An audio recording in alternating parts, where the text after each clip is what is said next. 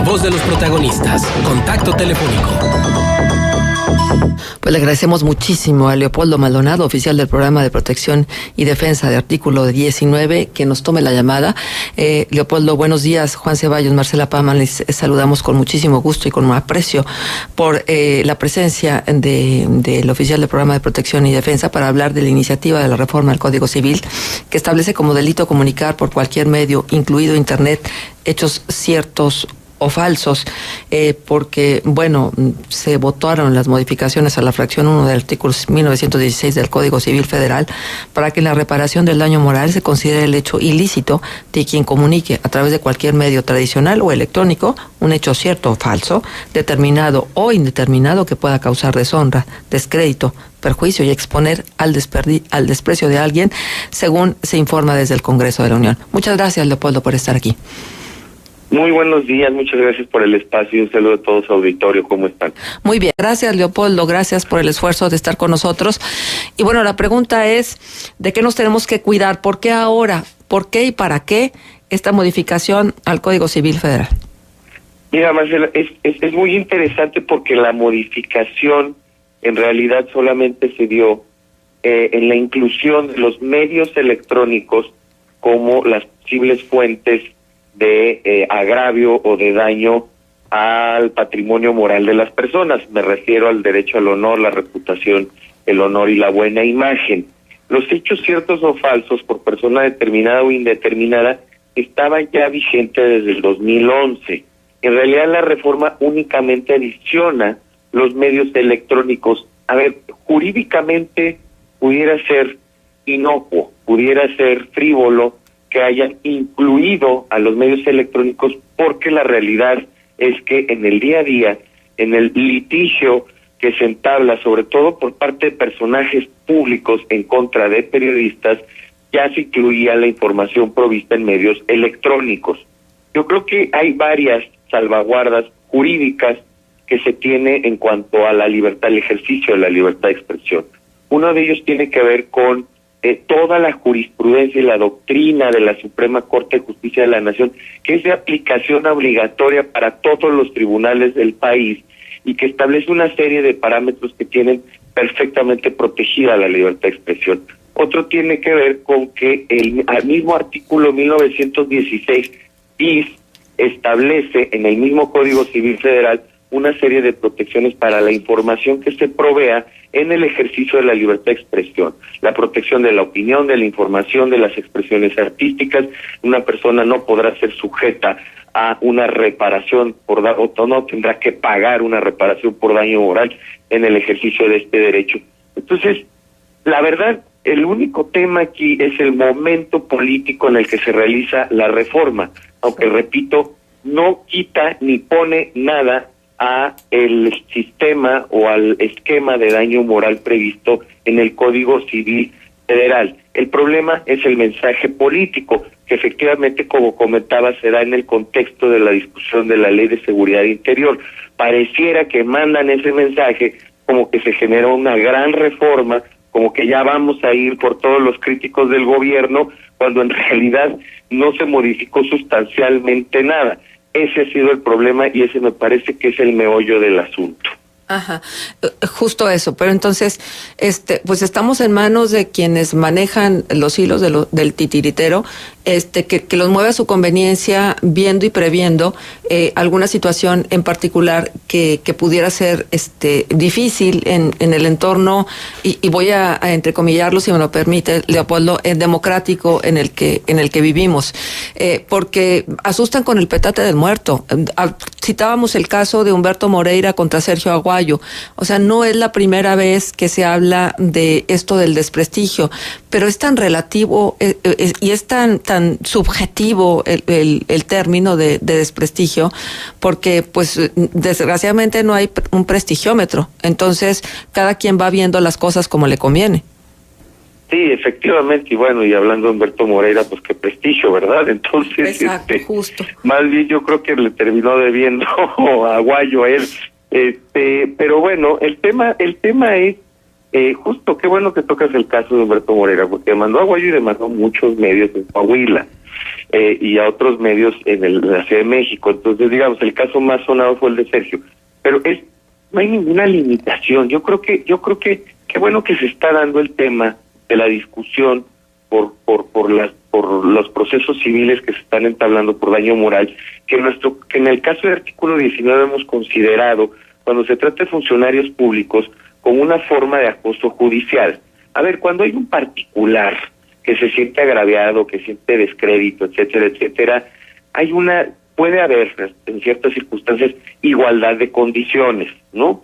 Sin embargo, cuando se trata de funcionarios públicos y cuando se trata de personajes con proyección pública y sobre todo de gente que tiene recursos para entablar un juicio de esta naturaleza que puede durar 3, 4, 5, 6, hasta 10 años, nada más pregúntenle a Ana Lilia Pérez, una gran periodista que ha hecho unas investigaciones terribles sobre el tema de la corrupción en Pemex y sigue demandada desde el 2006 por Juan Buenotorio, exdirector de la paraestatal durante el Calderonato. Entonces, digamos, esto sí es un problema, porque solamente quienes tienen acceso a este tipo de demandas son los poderosos, y paradójicamente los poderosos, las personas con proyección pública, según la doctrina de la Suprema Corte, son quienes tienen menos protección en su prestigio y en su honor, porque están sujetos al escrutinio público, porque precisamente están sujetos a la crítica y tienen que tolerar con mayor profundidad la crítica y hasta la ofensa. Se ha establecido hasta ese límite, hasta la ofensa,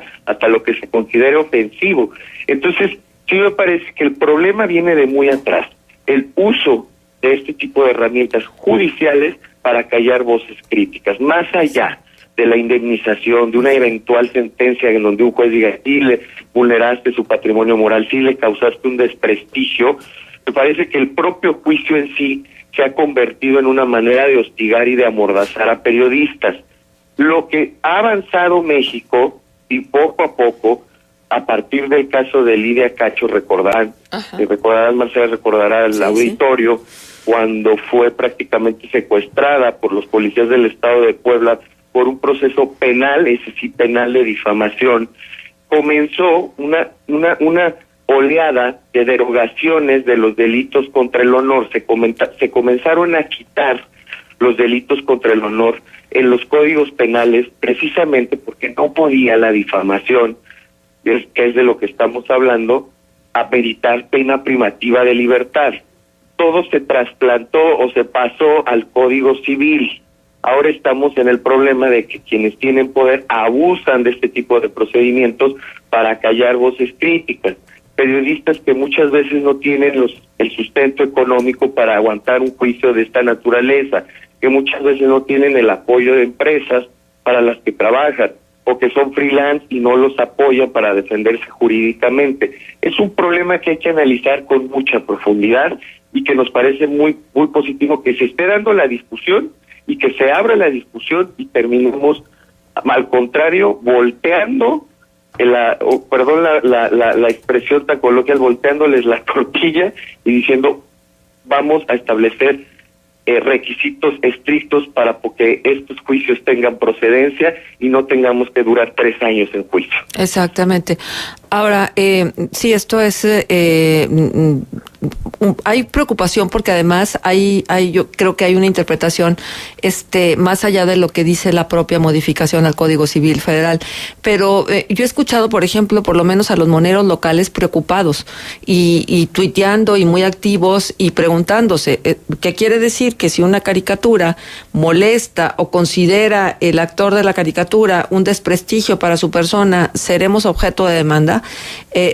No sé exactamente cómo va a funcionar, o si depende del momento, o si depende del enojo que le provoque la caricatura al personaje en cuestión, pudiera meter en problemas a quienes, pues la verdad de las cosas es que pues hacen con las uñas su trabajo, porque tampoco es que tengan ni demasiados ingresos ni demasiada protección a veces de sus propios medios.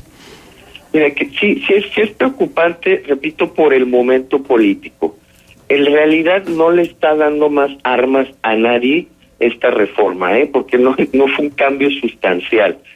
No fue un cambio en donde, digamos, se pudiera abrir una amplia gama de posibilidades para poder demandar a moneros, a periodistas, a locutores, a toda la gama de trabajadores de la comunicación. Yo creo que ahí más bien el gran problema ha sido que el mensaje se mandó justo en un contexto de una discusión muy polarizada, de una discusión donde incluso se logró consenso entre diferentes sectores, academia, sociedad civil, artistas, expertos internacionales sobre el tema de la Ley de Seguridad Interior, que no debió haber sido aprobada.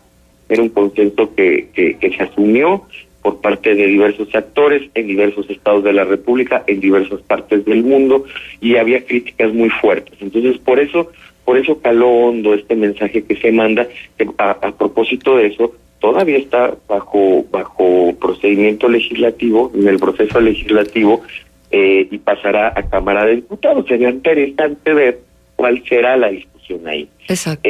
Pero justo eso, sí vemos en el artículo 19, desde antes de la reforma, una tendencia a la alza al utilizar la reparación del daño moral a través de los juicios civiles como un pretexto para callar voces, ¿no? Está el caso de Moreira, pero tenemos casos en Campeche, tenemos casos en Sinaloa, en la Ciudad de México.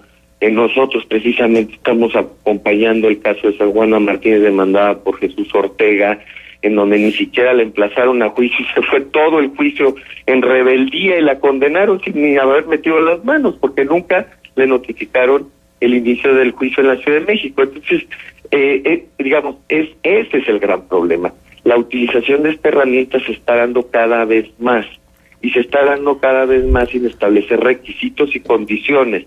Me voy a explicar muy brevemente. En otros países del mundo, como Estados Unidos o en Inglaterra, existe en el llamado derecho anglosajón, en el common law, una manera de filtrar casos que no tienen relevancia y que son frívolos y que además no tienen sustento. Hay una etapa preliminar en donde un juez analiza los méritos del caso. El problema es que en México demandas y llegas hasta el final, hasta la sentencia. No hay un análisis preliminar, tendrá suficientes pruebas, tiene suficiente razón, o es una demanda frívola que lo único que busca es hostigar a los periodistas. Ese es el gran problema en México. Yo creo que qué bueno que se abre la discusión. La reforma en sí, de la que estamos hablando ahorita, no cambia mayormente el panorama jurídico en materia de libertad de expresión, pero sí se necesita abrir la discusión para que se establezcan requisitos procesales, requisitos en juicio, para que no todas las demandas lleguen hasta el estado de sentencia o hasta la etapa de sentencia, porque eso sí es sumamente desgastante. Y como dices, el desgaste económico para todos y todos los periodistas, la mayoría de los periodistas en este país, que enfrentan una situación difícil económicamente, que en condiciones muy adversas también laborales, pues todavía si le pintamos una raya más al tigre con una demanda va a complicar más las cosas y se convierte en una mordaza. Claro, por supuesto. Y entonces, para poder entender el momento que vivimos, ¿cuál es el diagnóstico que hace artículo 19 del momento que vive la libertad de expresión en nuestro país? Pues el diagnóstico es que ha empeorado muchísimo la situación, y sobre todo también, como lo hemos comentado en este espacio, que muy amablemente nos han abierto en otras ocasiones, es que la violencia contra la prensa va creciendo de manera inversamente proporcional al número de instituciones que se crean, se inventan en los estados, en la federación, para proteger a periodistas, nuevas fiscalías especiales. Es decir, tenemos más instituciones, pero también los periodistas cada vez corren más riesgos de este país. Tenemos una serie de leyes que inhiben el ejercicio periodístico. Me parece que hay otras leyes a las que hay que poner atención. Es así en el ámbito penal, es así sanciones que pueden significar o traducirse en cárcel, los llamados delitos de halconeo, por ejemplo, que la Corte ya determinó que son inconstitucionales, los delitos de ultrajes, que es ofensa a la autoridad. Es decir, todavía en este país, en 26 entidades de la República, se castiga el ofender a la autoridad con cárcel.